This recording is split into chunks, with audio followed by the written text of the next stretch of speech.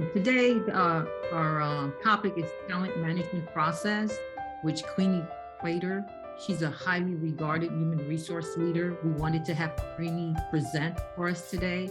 She has over 30 years experience in building and leading HR successful initiatives for various prominent organizations in the Washington, D.C. and Baltimore area.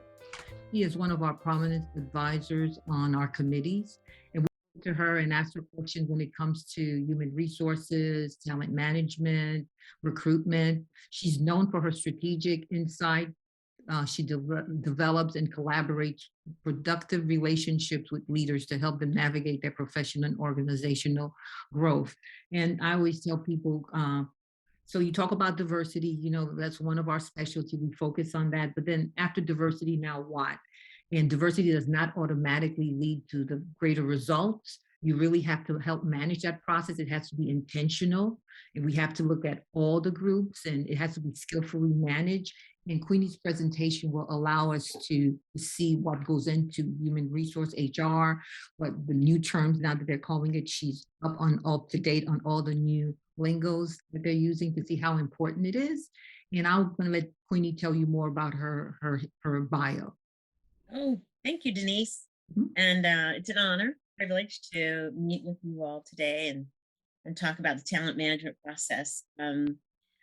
Like we've said before, I was in the 9 to 5 arena until July of last year, and had been thinking about starting my own business for the last 2 years.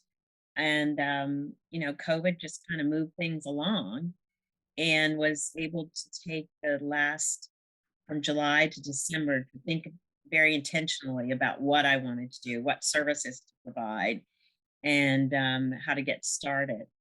I held focus groups to talk about my name, met with lawyers. Of course, you got to meet with lawyers and financial people and a whole host of people for 6 months. And so in February of this year, during Black History Month, I announced my company. And the LLC is my name, Queenie C. Plater. Um, and everyone said, why did you pick that name? Well, because people said you've been known in DC, Maryland, Virginia for 30 years. And so that's why I picked the name. But I'm also doing business as QCP Consulting. And so what I do provide is an array of HR consulting services. This morning, I'm going to talk about, or this afternoon, talent management model. It's just one facet of what we do in human resources. And when you think about human resources and our path to where we are today, and I like a conversation piece, right? I don't like to always lecture. So I'm going to ask some questions too. And if you don't want to answer, just tell me shut up and I can do that too. But I also teach at Johns Hopkins. And so I teach graduate students and I say to them, what do you know about human resources? So I'm going to ask you all that and tell me what you know about it to see whether or not we have moved the needle forward, because obviously these graduate students don't know. So I'm sure you all know. What do you guys, Jennifer, when I say human resources, what does that come to mind? I think people development and people management. I'm on the other extreme. I would say, benefits. When, on an annual basis, when you enroll in benefits, I associate that with HR. But overall, people management and development. Yeah. So excellent, good response. Where we were before, we were transactional, right? Go to HR, fill out your W-2, fill out your benefit papers, and give them your confidential information. Very much transactional. That's what people still think of us today. These are our millennials, I guess. They think that they don't think about humans as human being capital and talent development. They still think of us as, paper pushers. And at the end of the 14-week course, I then asked them again, and they were like, oh my gosh, I never knew you guys did so much. And thank you for your service, sort of like. So it's amazing to see how we've moved forward. Now, I must tell you that a lot of people who have been in the field as long as I was, haven't moved forward as much as they should in terms of thinking about talent management. And I was regaling with Denise, and I was saying to her, I attended a seminar recently, and this young lady, and I use the word young, but she wasn't. She said to me, she said to the group, I'm not with all of this working from home and telecommuting during COVID. And so the presenter said, well, tell me why. She said, because I need to keep my eyes on them. I need to see what they're doing every minute of the day. And so he said, don't you have things that you can track their productivity and see what they're doing? And she says, yeah, I do, but I'm still old school and I want to know what you're doing and when you're doing and what time you're coming in. And she said, I think that I've allowed them to work from home and they should be thankful.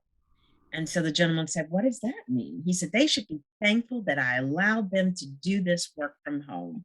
And he said, was the productivity greater or less? She said, oh, it was great. She said, they knocked the ball out the park every time. They got things back to me before it was due. And he said, I'm still not understanding why you think they should thank you. And she said, because I made it happen for them. They should be grateful to me. And I walked away thinking, she really has it backwards, I think, as a leader. And that's just my opinion. I'm grateful to the talent that I developed while I was at Hopkins for 29 years, 30 years.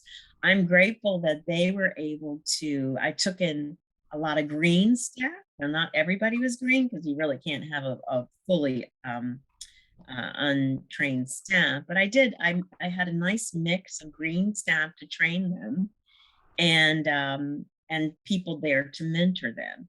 And I felt great when I got promoted over 2 other hospitals. I was able to divide my time up and be successful at all 3 because you had great talent, you had great staff, you picked them from the beginning. And so what I offer to my clients is an assessment of the talent management model, which is what we're going to talk a little bit about today, and how we start with assessing. And we start with assessing in terms of assessing needs, looking at what the organization needs, not necessarily for your department, but overall, right? You'll meet with other leaders to find out what their strength, what their needs, what they need in the person. You know, I may need someone who is highly organized, but then I might need someone who's a little quirky because they balance out things. So assessing the needs and the strengths within your department, and then acquiring them. And so an old CEO said to me, he said, a previous CEO, he said, Queenie, I don't like the word acquiring. He said, that means we own people. And I said, well, what would you like to use, Bob? He said, I don't know, but let's figure out another word for acquiring. And I said, well, that's the word everybody's using now. I said, we acquire staff. We don't own them. Nobody owns anyone, but we acquire the staff.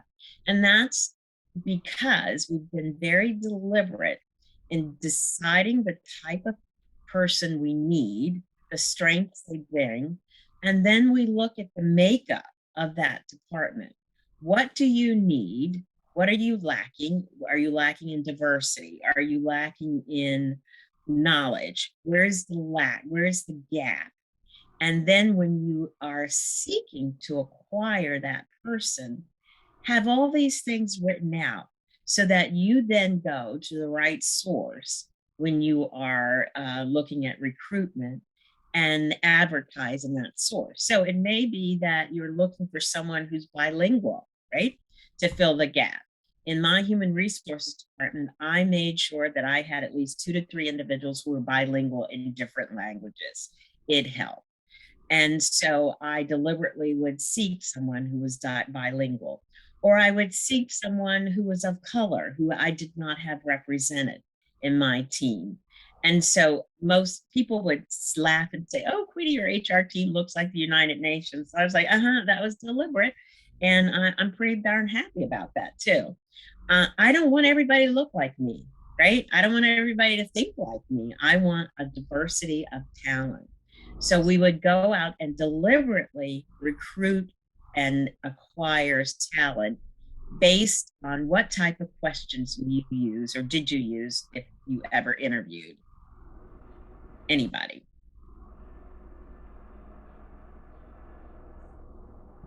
Can you think of them? So you don't want to ask a question that leads to a yes or no, because that's really not going to give you an answer, right? So what I always say is use behavioral questions when you interview, right? And that would mean, tell me, Jennifer, about a situation that you managed a project. And Jennifer then would describe in detail, we hope you would, Jennifer, describe in detail that project of how you went from step A to B. And then what does that help me do as the recruiter who's interviewing? How does that help me? Helps you assess the thought process, right? How is this person going to deal with a situation, and is it appropriate? Exactly. And how do they react Right. to being asked to that question? Yeah. And those questions, very good. Thank you. Those questions then can lead to other behavioral questions that you can ask. But for me and my team, we typically prepared our questions in advance, right? So we would look at, if we were looking at leadership skills and what that person had, depending on what level in the organization we were hiring them into, we had a set of behavioral questions that we would begin with to ask that person to ensure that they had the skills that we were seeking. And so we did that from the very beginning in the interview process. And that helped us then to get to the developing stage. And then in the developing stage, we'll talk more about how you develop your talent, and then we align them with the business needs of the organization. And then we make sure that we have everything we need for that person to be successful in the management of the talent, right? Okay, so let's go to the next slide, please. Queenie, before you move on, Yes, you absolutely. speak on the fit now. Most Yeah. organizations are talking about the fit. Where would Yeah. that be in your wheel? Can you Yeah, just so that's talk during the about- recruitment and selection process.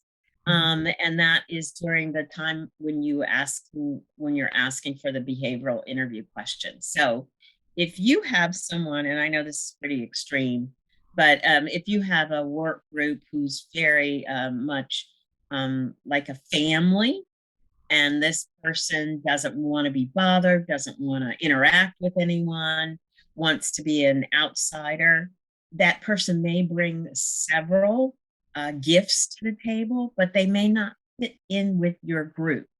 And then you may have dissension in the group, right? So before I hired anyone within HR, I gave everyone an opportunity to interview. And then we came back together and said, would this person be a good fit for our team? And we had good dialogue about whether or not, Queenie was a good fit for the organization, for the team. And if that person said, no, I particularly don't like to provide customer service, well, then they're not in human resources, but that's all we did. And I had a couple men say that, yeah, that's really not my thing. My thing is to get my foot in the door and then leave HR and move somewhere else. And I said, yeah, I don't have a problem with that. But you've got to understand that you've got to be a part of the team first and understand the culture of the organization before you move on. Was that an answer you're looking for? Oh, yeah. Or did that help? In general, as we speak to individuals, the fit term comes up a lot now, especially with COVID. People are not able really to see each other. So it's all about, let's make sure the fit is there before we move on. Yeah. So I must say though, people are trying to get away from that fit, right? Mm-hmm. Because we don't want to be subjective to things when we're interviewing, right? So they're trying to move away, and I see you're shaking your head. We are trying to get away. We want to be less subjective and more concrete in our thinking. Any organization you're in, you're always going to be audited, over and over. And that's one of the things that um, many of the auditors would ask. What questions? Someone says they were discriminated based on the interview process. Well, I can then go and provide the same behavioral questions that I asked to every applicant and then their responses, so that there's no bias in all. So yes, good observation, Denise. Jen, Thank did you. you have a question?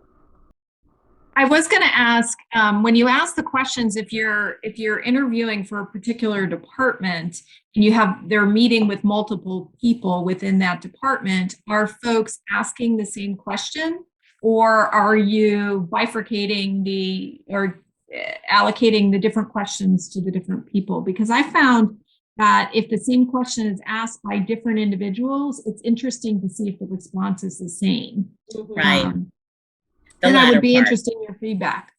Yeah, we bifurcate it as you spoke of, and but we make sure that the same group of interview people. So I prep people before I interview them to make sure that they can interview appropriately. Assessing, we talked about assessing the department's needs, organizational needs. Look at your productivity and performance. Right, if you need someone who's like in Donna's area, maybe they bring to the table something that you're lacking. You look for that, and your talent metrics. So I would say you're interviewing for a department that has a lot of turnover. Before you start an interview process, sit down with them and go over the turnover.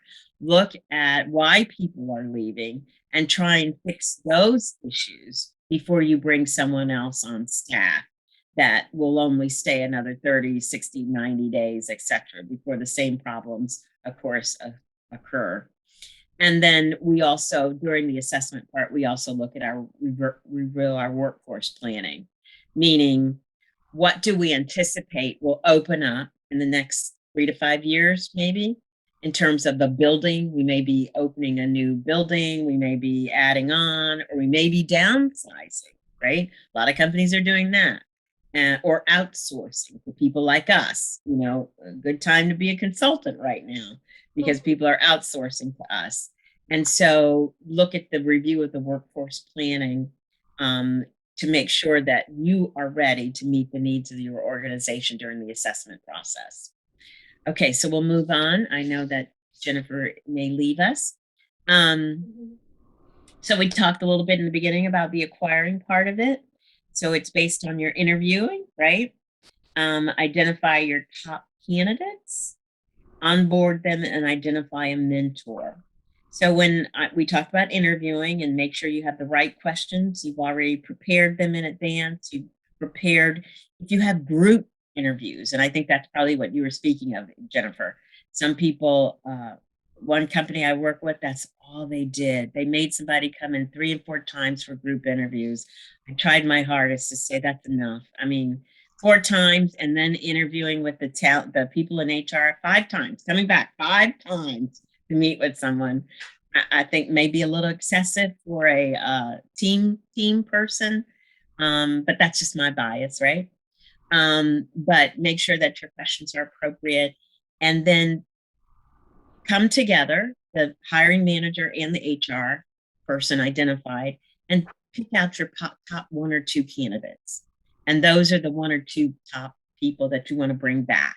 You want to bring back to perhaps give them a tour, perhaps meet with another person, their director or their vice president. Maybe you want to bring them back for lunch, right? You find a lot about people during a lunch conversation. And, it's just very, very light, a very light lunch or something of that effect. Onboarding them, make sure they have the right materials and resources they need from the very beginning. If an onboarding is crappy in the beginning, it's only going to get worse towards the end. So I've developed what's called an onboarding tool that works for most companies that will help assist with Make sure Queenie has her job description. Make sure you go over that. Make sure you give her a tour of the facility. Make sure she knows about the mission and values and how that relates to the organization. These are just a couple things that come to mind when you onboard them. And then when I onboard, I find Queenie? out, yes, I'm sorry, may I ask a question about onboarding? yeah, And is there a best practice in terms of how long that process should be? Because we had a client recently tell us that they have a 2-year onboarding process, which oh, to me seemed like how could you actually track an onboarding through that long of a time period? Is there, yeah. in your experience, is there a time when you can say, okay, onboarding's done and you're an employee now? Yeah, 2 years. That does seem like a bit long. I don't know what industry it is. So what I always say, we look at 30, 60, 90 days onboarding, right? And then that usually ties in with their probationary period, the 30, 60, 90 days. And if should it be an individual that you want to extend because of extenuating circumstances, maybe you weren't able to completely get through the onboarding and you want to extend their probation, extend the onboarding for a while too. But I would say no more than 6 months. That's a long time. And remember, you are after you onboard them, they then have a mentor afterwards. So onboarding and then a mentor, and they're doing onboarding for 2 years and then supplying a mentor. That's a lot. Now, you may say to that person, my door is always open if you have any questions, right? And that's separate and apart from onboarding them. But to have a very organized and structured onboarding is key, I believe, to having a successful um, employee and a happy employee. And during that onboarding time, I find it important, as well as during the interview time, to find out what that person's long-term goals are. As we know, millennials stay 2 to 3 years. I think it's even going to get worse with COVID. I think from everything that I'm reading on SHRM and other websites, it's going to be 1 to 2 years.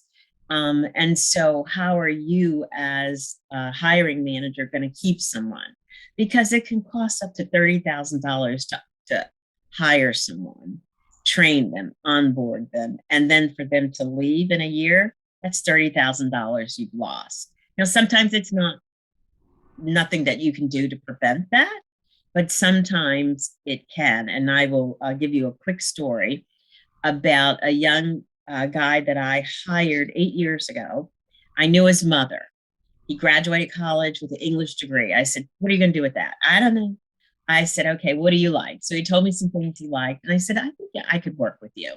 And I said, and I know your mother. And if you don't work out, I know I can fire you and your mother will be fine with that. And so we had a mutual understanding.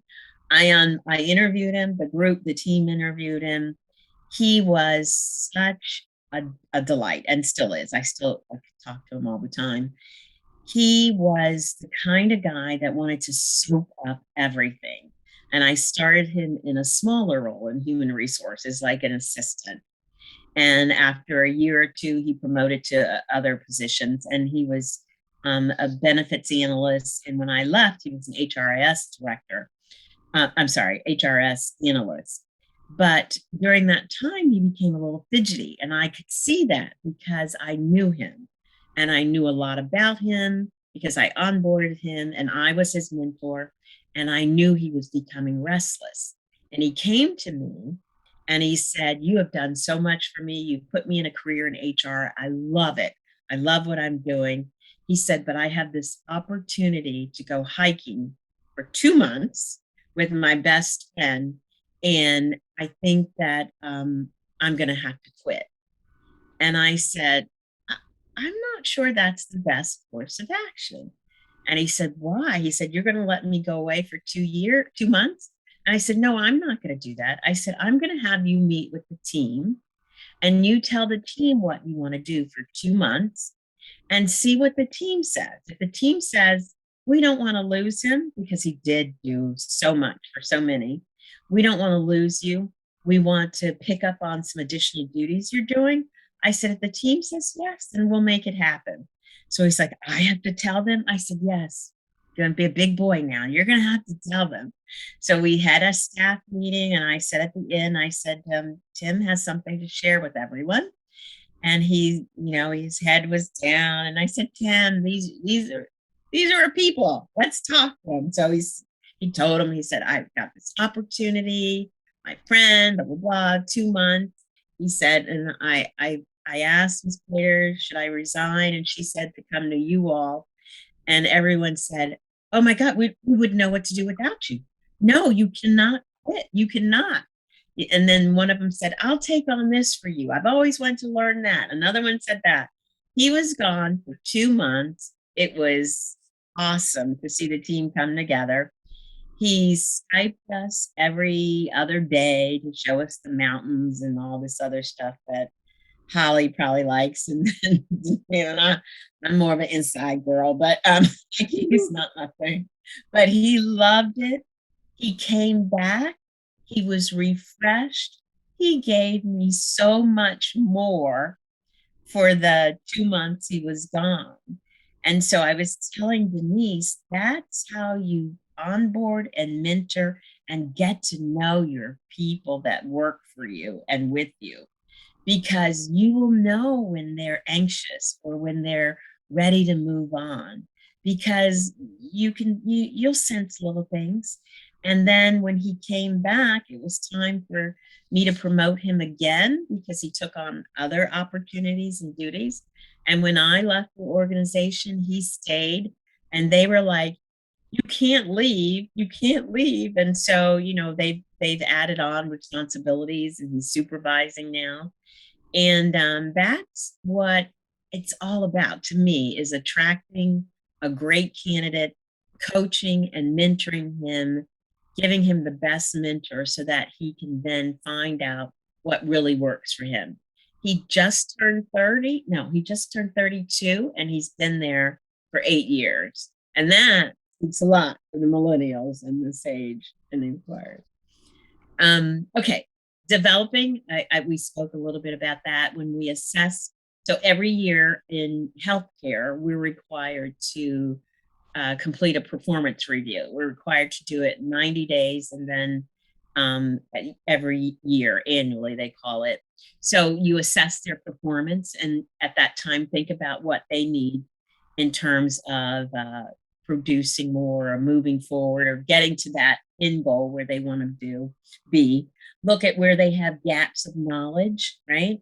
And supply them with the knowledge and support, whether it's sending them to a conference or whether it's sending them back to school. I found that they sought and they yearned for more information. So we certified them in multiple disciplines like compensation and benefits. There's a certification in HR for everything. If you want it, there's a certification.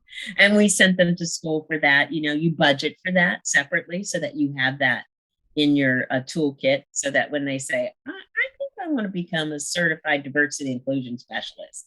Okay, tell me what you want to do with that. And then let's look for a class together that you can become certified. And then match the competencies that they have to the next job that they're going for, right?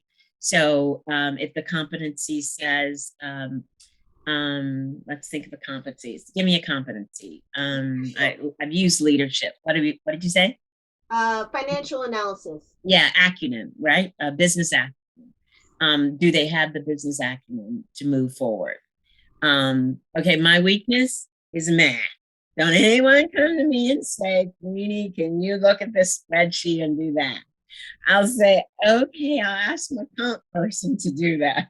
I have business acumen. I just don't have it down to the detail of looking at a spreadsheet and all that stuff. In the end, I can do it. But yes, match their competencies to what the job they're seeking. And if they lack it in some area, then help them with that. Another competency I lack is PowerPoint, right? Right, Denise? Oh, and then help them with the career coaching and development. That's the part that I find so rewarding, is helping people figure out what they want and give them the guidance and career coach them. I have about five people now that I'm coaching. And it's just so rewarding to see the outcomes of all of that. Okay, what else do we have for you? Aligning. All right, so now what you're doing is assessing the link between the needs of the organization and the staff that you need, right? And you're making sure that you're looking at that strategically within a 2 to 3 horizon. So before I left the organization, we held a planning session for all of the HR, 3 hospitals. All of the HR people got together for a whole day, and we looked at what 2 to 3 years would look like in healthcare. Now, this is before COVID, right? So COVID has changed a lot. And so it's my understanding now that they're revisiting what we did 2 or 3 years ago. But we looked at where the talent was. We looked at the age of the talent, right? And we thought about people who come to us to say, you know, I'm really thinking about retiring within another year or 2.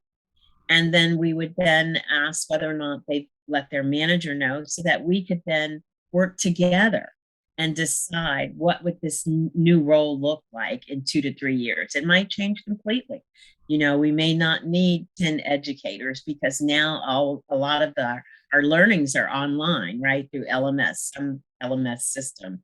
And so maybe you don't need training and developers in-house, 10 or 12 of them, but maybe we need 5. And maybe we could put the additional money to hiring, to expanding our online training. So those are the things that we do in HR, and we partner with our hiring managers and directors to make sure that we're all aligned together. Again, it's that not these silos. Because if I think that this is what the organization needs, and I'm told by the VP of operations, well, that's not what I was thinking, then it's not going to work, right? HR needs to be a strategic business partner. Anybody who tells you that they're not, it saddens me to hear that. We are more than strategic. I'm patting myself on the back, but we need to be at that table. We need to be at any table. What I'm finding, and I know this is tragic, I'm finding now, and studies are showing that VPs of HR are now reporting to COOs instead of the CEO. Now, that didn't happen when I was in the organization, but it's more and more. I've just talked to a friend who's at Georgetown, and he was just told he's no longer reporting the CEO, he's reporting the COO. And I said, so how do you feel about that? He said, it's not going to work. He said, at first they wanted me to report to the CFO, the finance person. I said, oh my goodness, that's never going to work because they're never going to give us any money. I said, but the COO is in charge of operations, so you got to make it work.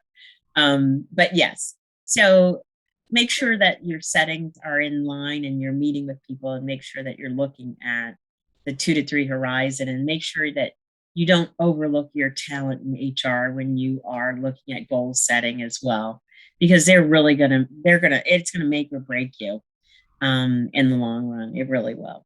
And the one big thing that I didn't talk about in the beginning that I really feel is so important is during the whole talent management process, before I even started, I asked to see all of their policies and procedures, standard operating procedures, how you do business, how you conduct business. And so one company, I said, okay, send them all to me. I got 3. And I said, no, send them all to me. Just send them all.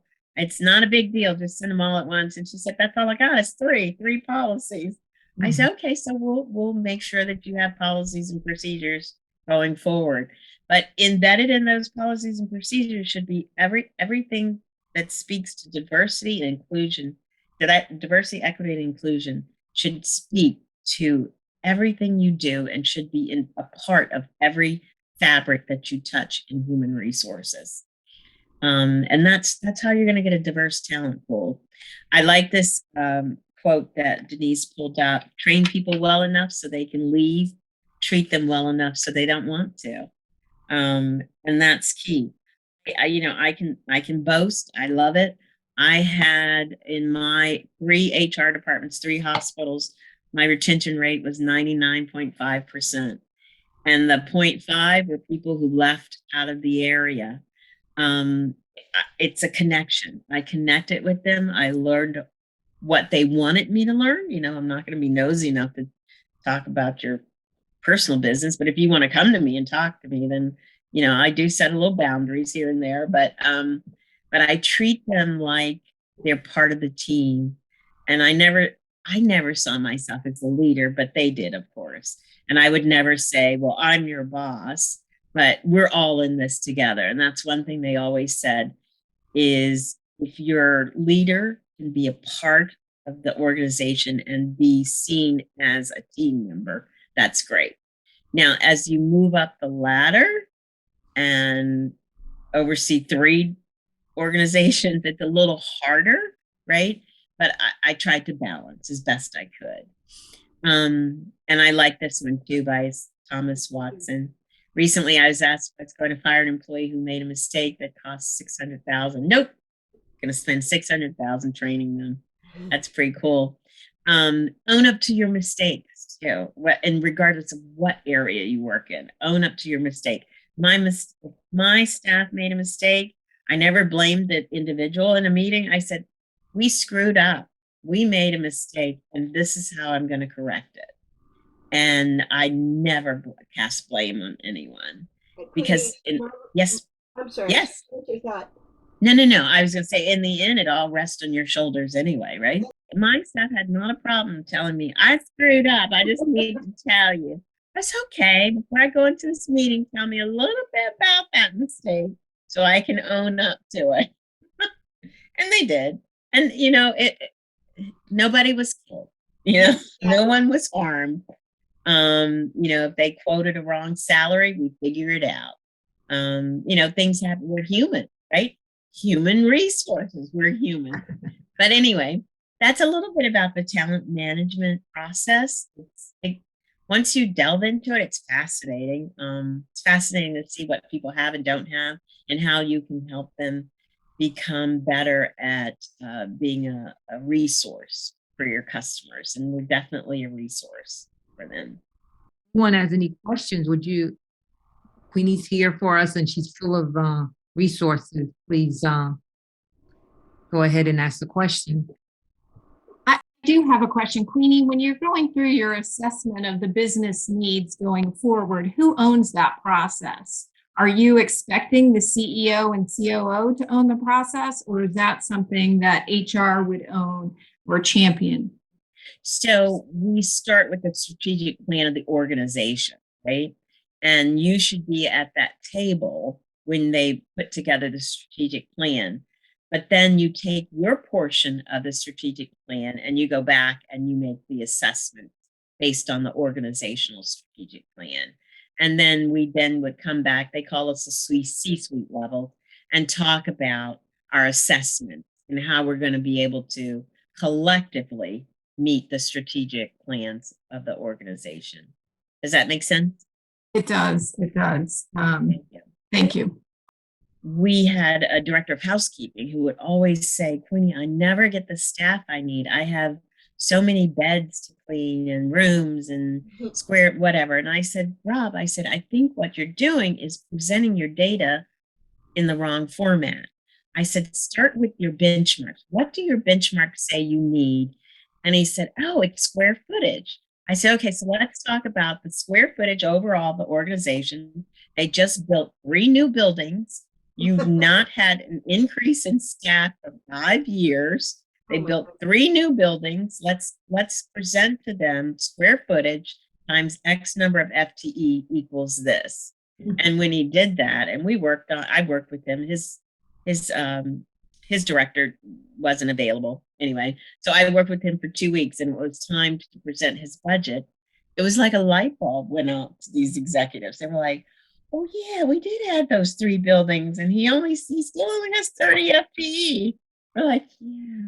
So, he was able to get, I think, like 15 or 20 more. So it helps to get benchmarks and healthcare is really big on those benchmarks. I think everybody is benchmarked. Right. And right now, your point, Queenie, is that the benchmarking tells a story. It doesn't tell the whole story, but it does give you look at the analysis, and that's what we have. Holly does great for us. She pulls the data, turn it over, and we're able to tell the story of what the benchmarking says. Exactly. What I'm hearing you say is that an effective talent management process will ensure the employees are satisfied and will help safeguard the organization with high turnovers. Exactly. Now, they may not always believe in your benchmarks though, right? Because in human resources, as I was telling Holly the other day, the benchmark is still 100 FTE for one person in HR. That's still the benchmark. It hasn't changed never. And organizations say, no, that's not true anymore because we've automated a lot of things. And, now someone can go online and do this, and you can do a video chat. But oftentimes they take a human to do some of those things. Yes, you can automate things, but you still need a person on the other end to be able to facilitate some of those things. So oftentimes your benchmarks, you may do the best analysis ever, and they may not believe you, but at least you have your data to support it, right? And then they decide whether or not they're going to take it and use it or not. Hey, Queenie, I have a slightly different data question for you, Sure. Which is metrics. Are there typical metrics that you're tracking to show that the talent process is working and that it's effective, or to help you identify areas where you might need to bolster it? Absolutely. There's so many, but so I produce dashboards for my clients. And so one of the things that you'll hear so much about now is that we can't find talent. We can't find talent. And so, and that's true, right? It's going to get worse. It's going to get tighter before it gets it loosen up a little bit. And so what we look at is time to fill. And that's before I left in 2020, we were benchmarking against the national average, which to fill in for a nurse, a specialty nurse, like ICU or CCU, something like that, it took 180 days, and then it went down to 58 days. And so I'm always, an optimist. Oh, we're going to beat that. We're going to figure out how to do that.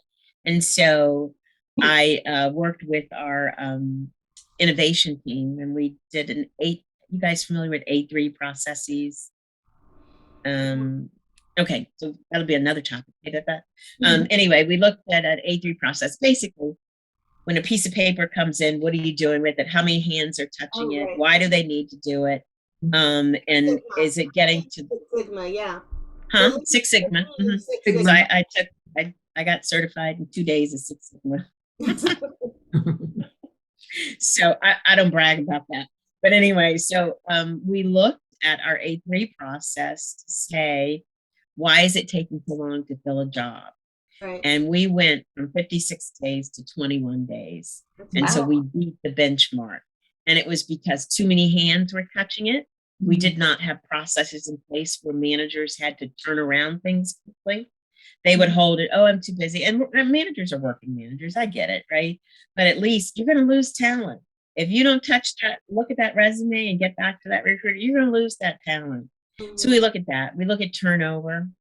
We look at exiting data, why people are leaving. And if it's a reason that we can change and correct, if it's a management issue, then, that comes to human resources and the VP. And we talk about that manager and what perhaps they're doing or not doing. If it's money, oftentimes I can't do anything about that, because you typically will do your salary surveys. That's another part Jennifer has talked about in human resources. We do compensation reviews, and you typically do those annually or every 2 years. In this environment, I would suggest doing them annually, because anytime McDonald's is paying my 17-year-old nephew $21 an hour plus a sign-on bonus, there's no way. And he's a senior in college. And he's like, I'm making pay. I'm like, yeah, you are, because the person that I hired to clean a bathroom was making $14.50 an hour before the minimum wage change. There's no way I'm going to keep them here when they can do more for less, right? Or less for more. So I definitely encourage people to look at the compensation model. And then we look at how we're saving money. We benchmark that.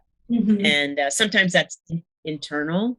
So I would benchmark how I'm doing in terms of saving on unemployment monies versus my 3 hospitals versus the other Baltimore hospitals. And I was like, oh, I'm beating y'all. I'm very competitive. I don't know if you can tell, but I'm very competitive. So there are a multitude of things, but you can't focus on everything. You have to focus on what the organization thinks is best for you right now. So I would present them monthly, benchmarks, present them at the C-suite level on a monthly basis, and then send them out on a dashboard to the hiring directors on a monthly basis as well. And then you have to report on that to your board members as well. They want to know what keeps people here. So thank you, Queenie. That was just great. Very welcome. I'm excited, and now we know that it takes a village. For us to kind of get this work done. And thank you for your insight and all of the participants that are here and all the questions. And we look forward to everybody getting together again next month. And if you have, please call or email us. We're all here to help you. And if there's any last words you'd like to say, Holly or Elizabeth, go ahead. Thank you, Queenie. My pleasure. Thank you for inviting me. I love HR. I could talk about it all day. But Denise said, wrap it up, Queenie.